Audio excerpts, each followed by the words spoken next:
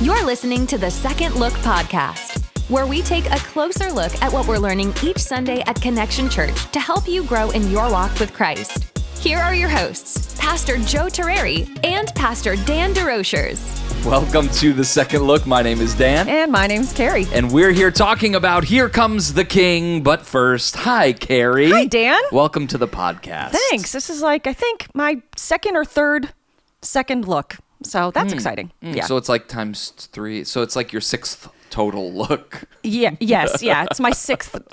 I can't even say the word. Yeah. Carrie, I have a hard-hitting question for you on this Monday morning. Oh, good. Carrie, what was your first car? Oh, my first car. This is an easy question. My first car was a powder blue Dodge Omni, which is a car that's, if you don't know, like small enough to fit really on this table. Yeah, hatchback, but it had 4 seats, which was nice. Yeah. But the hatch had been broken off prior to me getting the car. Wait, so broken off? Yeah, I don't know what happened, but when I got the car, there was a hatch from a different car, like the sister model, the Plymouth version of it or whatever. Yeah, in another powder blue that was slightly off, and the bumper was held on. This may be more detail than you want, but one of my friends was convinced he could lift the car, and so he tried to lift it and pulled the bumper off, and then he reattached it with camo duct tape. It was an amazing vehicle. I was proud of this car. Carrie, was this when you were a teenager? Yeah, my entire high school career. Wow. So I grew up in Maine. I should probably say that. Northern, yeah, Northern Maine. Way up there. Little Canada, as some say. Yeah. Carrie, my real first car I only had for like 2 weeks. Oh. So I don't really consider it my first car. My real first car was not powder blue. It was like this gold beige, was 4-door. Mm-hmm. Also, it had 4 or 5 seats, depending on how you sat it. But my that car, I used to work at Toys R Us, and I worked a Halloween night, and my car got broken into. Oh. And it was very unfortunate. I was part of a mobile church plant, and I had some of our church's sound equipment in my car from that previous Sunday, like a microphone case and a couple of stage monitors. Those were all stolen. My subwoofers were stolen, an amp were stolen out of the car, and the lock was broken out of it. And so for the remainder of the time that I owned the car, another week and a half. No, I had it when I went to college. Like for this is the second of the first cars. Yeah, okay, the first one was like a Buick okay. Regal. It was a land yacht. It was massive. And you would have to turn the actual lock cylinder of the car to unlock the door. You couldn't use the key. Yeah. Very secure after that. Very secure. Yeah, it sounds like it. Who goes to rob a Toys R Us, I guess? I know. They They made out they made out quite well. Kara, the reason why I bring it up is because I did not realize that the Jewish calendar named months after Japanese car manufacturers. Yeah, you know what? I struggled to not make that joke and I thought the only person who will care about this is Dan DeRocher, so definitely I'll just keep it to myself. Because my car was a Nissan. It was a Nissan Stanza. That's so funny. And I actually was like, am I pronouncing it correctly? Maybe it's like Nissan or something, but yeah, that's so funny. Yeah, I mean, and the car brand has 2 S's, and that one had 1. But that was the first thing that popped into my mind. I was like, oh, I owned one of those. Of course it was. But that is not what we're here to talk about. We're here to unpack. It was Palm Sunday yesterday. It was. I also made a joke during service. Yes. Like, where are your palm fronds? Yes. Yeah. Because that was a thing that we did as kids. Oh, for sure. You making them out of construction paper and all of those things. And I think when you're a kid, and probably until yesterday when you're an adult, you don't really realize the significance of the Palm Sunday story. Like, it's the triumphal entry. Right. It's Jesus coming in. But until you really dig into the story, you don't realize the significance of this moment. Yeah, and I actually, so many people were like, oh, I learned something. And I said, me too, when I was studying it. I actually, before I even began researching, right, I went on Amazon to see how many palm fronds I could purchase, thinking like, this is a significant part of the story because that's how I grew up as well. And turns out it's really not. It's really not. I mean, it's a shout to a point to the creation will proclaim me as king, right? Like, but it really didn't matter. It's just what they had, so they used them. Yeah, I mean, it would be even just as fitting to have people just throw their coats down, right? Because that was kind of part of it too. Yeah. But we have Jesus coming into Jerusalem. I thought it was so interesting, like the Eastern Gate significance and the psalm that they were singing. Could you talk a little bit more about that? Yeah, Psalm 118 is like this really neat. I think most people know it because it has kind of like the repeating phrases in it of his love endures forever. Oh, yeah. Okay, so it kind of starts out that way. But then toward the end of the psalm, they're singing about let's enter into his gates. And they're speaking specifically about the Eastern Gate, which was also called the Mercy Gate, which I think is interesting because Jesus has come to give us mercy. And there was some more significance about, the animals that they would bring out of that gate as they're preparing them for slaughter and all those things. And so, but the psalm actually talks about like, as we enter into this gate, bless the King who comes. And it was really this reminder moment. It was something that anytime people were entering into that gate, apparently they sang this song. And it was tradition. It wasn't just as they came for Passover, but if they chose to enter through that gate, it was almost like, I was relating it to like middle school boys. Like anytime they go through a door, they have to like try to hit the door frame, right? And it's like, this is just tradition to see what we do. But that's what they would do. They would just begin singing that part of the psalm to remind themselves like, what's happening now isn't the end. Like one day Messiah is coming. And so now they're singing it to Jesus. And I just think that's such a cool picture of this proclamation. Like, we really believe you're the King. Yeah. Well, and Israel had sort of a fraught history with kings, right? There was a long time in their history where they didn't have a king, but they really wanted one. Right. And then they had kings. There were good kings and there were bad kings. We don't have kings. Right. I mean, there are some monarchies around the world, but our day-to-day life is not ruled that way. And Jesus was not a king in the traditional sense. There was a king, and and then you've got this dude. I mean, obviously we know he's more than a dude, but coming into the Eastern Gate and they're singing to him. What is the tension of this moment? Yeah, I mean, and that's one of the things that, we really couldn't get into yesterday, but one of the reasons the Pharisees are so nervous in this moment is not just that they are choosing to ignore everything about like his whole life. It's that they are trying to keep political rest in the city. So there were, there's lots of little like corruption things going on where the Romans are ruling over and they're trying to make sure Herod is appeased and that there's peace all the time. And so the Pharisees are like, hey, we want to make sure, we know we're all waiting for the Messiah, but we want to make sure nobody's claiming to be king because we don't want a war here. We don't want Rome to tax us more. We don't want them to take over anything else they've already taken over. So like, we just got to keep this thing quiet. Now Jesus is like showing up and he's got this whole crowd singing and they're on their way to Jerusalem. They actually haven't entered the gate yet. And so the Pharisees of those towns are trying to stop him before they get into the city. Oh, interesting. And they're trying to shut it down early so that they're not getting in trouble because they were kind of supposed to keep that under wraps, So yeah, there's loads of tension. There's all this anticipation because they think he's riding in to kind of like take it all down, even though that's not what he's doing, right? He's coming in peace. And the Pharisees are like, we better stop this before it becomes something we can't handle. Okay, but some people really did want Messiah or Jesus to be that type of king. Oh, yeah. Right? Like they wanted him to take down Rome. Yeah, for sure. Why is that not what Jesus came to do? This is what they were waiting for. Some people, not everybody, but some people.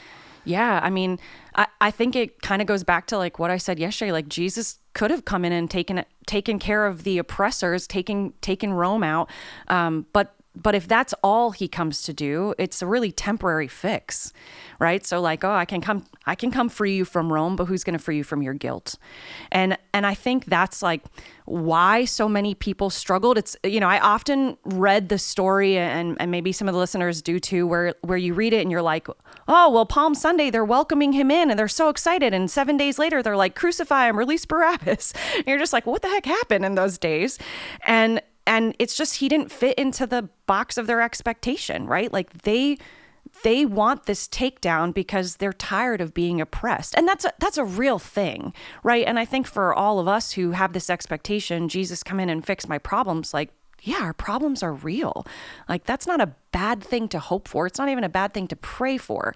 But when we miss the bigger thing, when we miss that he's coming to actually give us new lives and change our entire world, not just our temporary problem, right? Like then we miss out on his kingship. That's a really important distinction to make because let's be real. A lot of times when we pray, it's like, Lord, take away this thing that's happening, or help me through this, whatever the scenario is. And we want that, but we don't really want to submit our lives to his kingship. Right. What does it look like for us, like, to actually submit our lives to his kingship?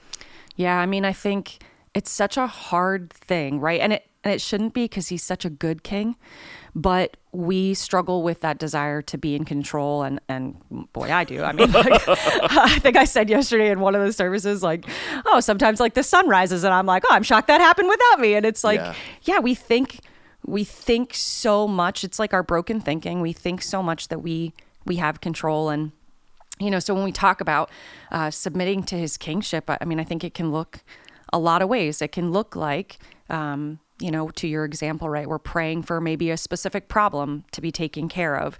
And in those prayers, really being like, okay, Lord, like I need you to do this, but then choosing not to do all the things to kind of drive your point to get what you want, choosing to trust him, even if the answer to the prayer doesn't look like what you wanted it to look like, right? Like the Israelites are waiting for him to take down Rome, and they didn't trust him when he didn't answer their prayer the way they wanted. But in the end, like, he freed them from their bigger oppressor, right? Their sin.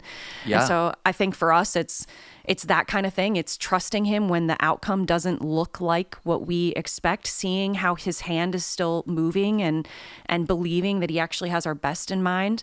I think it's, not trying to push our agendas on different things, but really allowing him to rule and guide us. I think it's looking at his word and deciding to make our life align with his ways instead of deciding which parts of the Bible we want to apply. Like, I like this part that says, I like blessed is me when I do these things, but I don't like this part that says, I need to treat my parents with respect, or I need to honor other people or honor authority, right? So I think it's allowing our lives to be aligned to the ways that Jesus says to live, and then trusting him even when, we don't get the result we want. Oh, Carrie, there's so much there that we could dig into, because I feel that tension every day. Oh yeah, for sure. Right? When there's something that's going on in my life, something where I'm experiencing some tension or some resistance, and it's not always only about getting what I want. It's about, I love that you said it's like pushing our agenda, or trying to move the hand of God, to, tip the scales towards what we're looking for when our hearts may not be aligned with what he wants for us. And so sometimes when we experience that resistance, we need to rest in God's providence, rest in his grace, and realize, like, sometimes the best answer for us is a no. Yeah. And his timing is best. And I'm saying this because I'm walking through something right now, right? Where it's like, okay, I want to go full bore into this thing for what I think is right. Right. But that may not be what God has. And so even though I know what I want, right, and and Alicia knows what she wants. It's like, no, if we actually trust the Lord, like, do you trust him? Right. Yeah, of course I trust the Lord. Like, that's what the song I sang last week of, like, I trust in God. It's like, yeah, I trust him. No, but do you trust him? It's almost like Jesus and Peter. Like, yeah, and it's easy to trust the Lord when everything's like up and to the right. Yeah. Like it's easy when life is going well, but I think our trust is really shown in those hard moments. And like, I don't want to downplay, like, there are very real serious things going on in people's lives, like people who are sick, who are praying for healing. And, I as I was writing the message, I was thinking about, like, I broke my ankle back in November, and I was in pain yesterday. Speaking. You texted me hobbling down. Yeah, when I was going down here. Like, there's, I'm like, this is taking forever to be really fully healed. And there's moments where I'm like, Lord, like, can't we just be done with, like, I think I've learned my lesson already, and I think I've learned what I need to. And I think in those moments where it is very real things happening, I think it's choosing to accept his peace, right? Like we actually can decide if we want to be at peace or not. Like, he's the giver of peace, but, like, we can choose how much we want to allow things to rent space in our minds.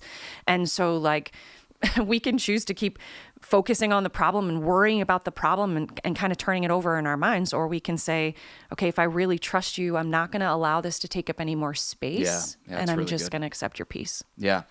Your final point was that Jesus is our returning king.